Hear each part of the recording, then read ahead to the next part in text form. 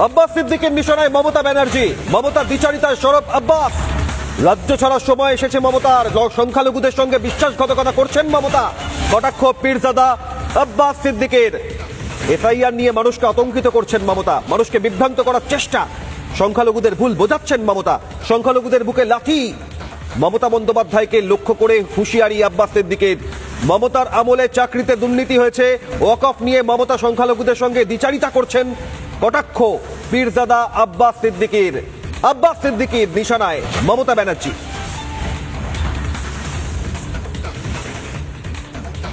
আমি আপনার কাছে যেটা প্রথমে জানতে চাইবো সেটা হচ্ছে যে মুখ্যমন্ত্রী বলেছিলেন যে ওয়াকফের বিরোধিতা তিনি করছেন, আবার তার সরকারি এই ওয়াকফ নিয়ে একটা নোটিফিকেশন করে বললেন যে ওয়াকফের সম্পত্তি আপলোড করে দিতে হবে।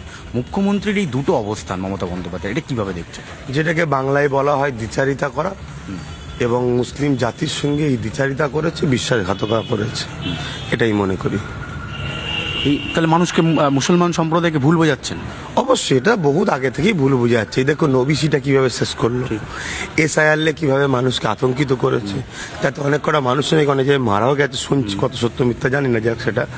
ঠিক তেমনই এই ওয়াকফ নিয়ে অলরেডি রাজ্য সরকার অদা করেছিলেন 2006-এ যে আন্দোলন ছিল, 11ই যখন আসেন যে আমি আসলে ওয়াকফ উদ্ধার করে দেবো, সে জায়গায় তো উদ্ধার করেনি। তা সেই জায়গায় রাজ্য সরকারের উপরে আমরা আশা করেছিলাম যে তিনি হয়তো ওই তামিলনাড়ু সরকারের মতো একটা কোনো অনাস্থা বিল মানে পাস করবে, যেখানে বলবে যে আমার রাজ্যে এই আইনকে আমি লাগু হতে দেবো না, যেটা তামিলনাড়ু সরকার অলরেডি করছে।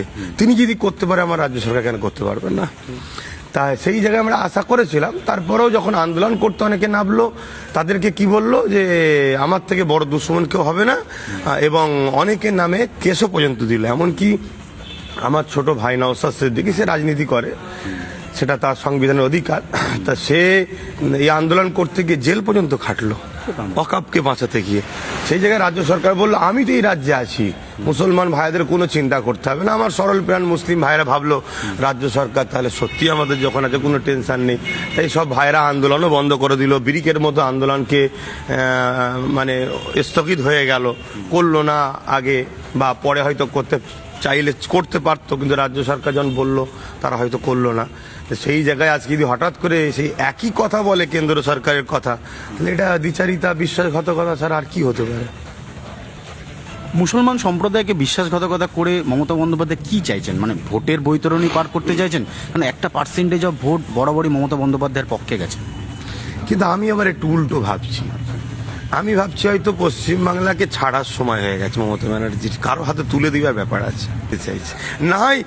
সরকার নিজে বলছে, দুধের গাই বলেছে, যাদের ভোট মানে দুধ লি, অর্থাৎ যাদের ভোটে আমি জিতে আছি তাদেরকে আমি কি বলে লাথি খাবো, সেই জায়গায় উল্টে জুড়া পায়ে লাথি মারলো মুসলমানদের পুরো বুকের খাঁচাতে, এই যে ওয়াকফটা নিয়ে। তাহলে সেইটা কেন করছে? তাহলে এই ওয়াকফের যে এই মুহূর্তে সিদ্ধান্ত ভোটে প্রভাব পড়বে? মানে আমি বলছি যে একটা পার্সেন্টেজ অফ ভোট, সেটা কি আস্তে আস্তে মমতা বন্দ্যোপাধ্যায় থেকে মুখ ফিরিয়ে নেবে? দেখুন, চাকরি যেভাবে দুর্নীতি হয়েছে, স্বাস্থ্য যেভাবে দুর্নীতি হয়েছে, শুধু মুসলমান নয়, ভোটটাই মমতার থেকে সরে যাচ্ছে। আমরা ভোটকে যদি মুসলিম হিন্দু করে দেখি, তাহলে আমি মনে হয় এটা সংবিধান বিরোধী। একটা ভোট একটা মানুষের, সেটা ভারতীয়র। তাহলে সেই জায়গায় এটা একটা মনে হচ্ছে সরকারের পাশ থেকে অনেক বড় একটা অংশ ভোটার সরে যাচ্ছে। এবারে মুসলিম সম্প্রদায়ের মানুষের কাছে বিজেপির একটা ভয় বা জুজু দেখিয়ে রাজ্য সরকার বারবার নিজের কোলে রাখার একটা চেষ্টা করেছে। আর মুসলিম সংখ্যাটা কিন্তু অনেক বড় সংখ্যা আছে এই রাজ্যে, যেটা যখন যায় একসাথে যায়, যার দিকে যায় একসাথে যায়।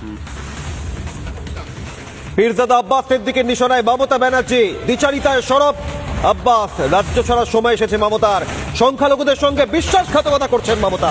কটাক্ষ পীরজাদা আব্বাস সিদ্দিকের। নানা ধরনের কন্টেন্ট দেখার জন্য লাইক করুন, শেয়ার করুন আমাদের ফেসবুক পেজ, সাবস্ক্রাইব করুন আমাদের ইউটিউব চ্যানেল। পাশাপাশি অন্যান্য ব্রেকিং নিউজের জন্য অবশ্যই চোখ রাখুন রিপাবলিক বাংলায়।